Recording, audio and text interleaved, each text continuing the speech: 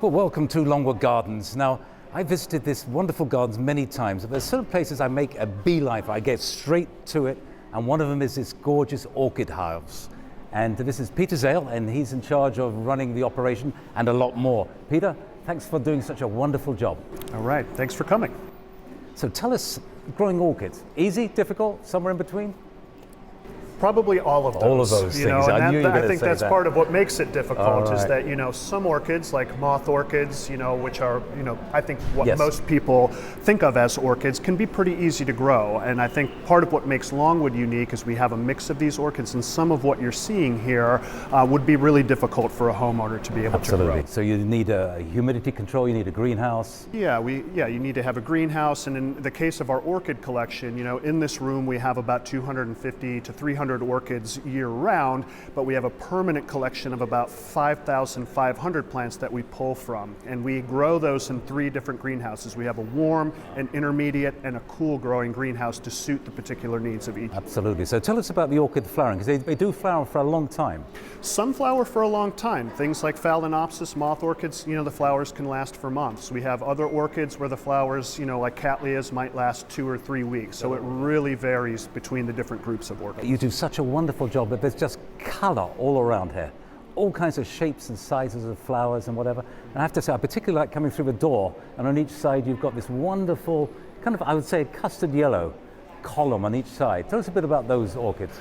So those are some actually extra Phalaenopsis orchids that we had, and you probably can't see, but the hanging baskets above us, we put a lot of yellow Phalaenopsis, and we wanted to kind of bring the baskets down and highlight, tie the display together. So we had these shelving units custom built so that we could display these nice yellow Phalaenopsis right where people can see them up close. So tucked inside of our Phalaenopsis right here, in this case, are our purple or pink colored Cattleya orchids. They are stunning, and I think slightly aromatic, slightly fragrant. Yes, some of them vary from slightly fragrant to intoxicatingly fragrant. And so I think, nowadays people think of Phalaenopsis as sort of the orchid, but probably 100 years ago, 80 years ago, Cattleyas were the orchid. They were really the most popular orchids. And if you look at the collection of orchids that we have here at Longwood Gardens, we have more Cattleyas than we have of anything else. And that really reflects the legacy of our founder, Pierre Dupont, and their initial interest in orchids at the gardens. And some of these can be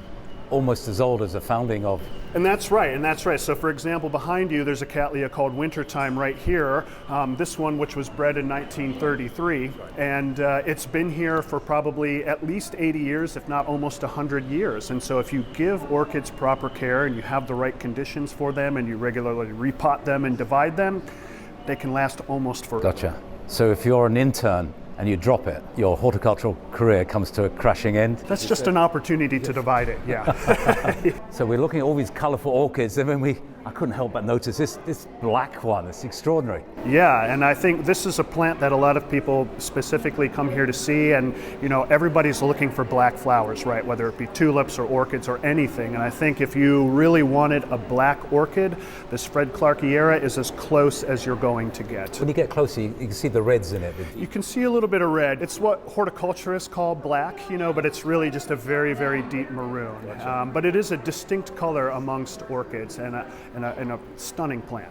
If you look at this plant, you can see these big cane-like structures called the pseudobulbs, and what this is telling us is that this is coming from a climate where it is wet part of the year and very dry part of the year. So if you wanted to grow this in your house, you have to recognize the different seasons, and so at this time of the year you water it less than when it's growing.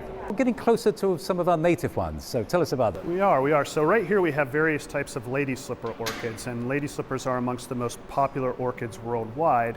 And people come here to see mainly these species that come from Asia, but they're directly related to lady slipper orchids that grow here in the wilds of Pennsylvania. Endangered. Some are endangered, and they're very beautiful, just like these are as one. We actually do a lot of research to understand how to grow them. And the name comes from the pouch-like lip that you see here is really a trap for pollinators, really. So everything we see, the orchid has really is trying to attract certain pollinators. Not carnivorous, it's just really to get them in. No, not carnivorous. No. It basically is tricking them to say, hey, there's nectar in here, come on in here, And then here's you this get nice coated. safe place, and then they get in there and realize, oh, there's nothing, and they get angry, and they flatten it. As they're trying to hastily make their way out, they enact the pollination of the flower. Absolutely fascinating, but absolutely stunning plants. Well, to finish with, we come back to a Phalaenopsis, but it's a spectacular one, yeah.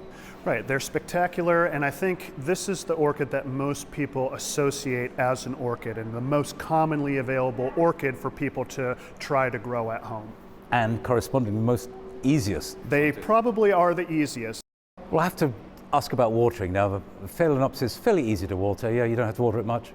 No, you don't have to water them much. I mean, it depends on what substrate they're growing in. So nowadays, most Phalaenopsis are growing in moss, and if they're growing in moss, like I have one on my counter at home, I water it every 10 to 14 days, and that's plenty. If it's growing in more of a bark, free draining substrate, you have to water them more frequently. All right, let's talk ice, because I understand they used to market certain plants with put ice cubes on it. Right, and it's a good marketing technique, and it was developed for a specific group of moth orchids or Phalaenopsis, and it can work. However, we don't recommend that. We like to use tepid water to water our orchids. All right, brilliant stuff. This house is spectacular, so if you're visiting Longwood Gardens, come here. You won't be disappointed. It really is spectacular. Peter, thanks ever so much for showing me your work and your wonderful plants. Thank you.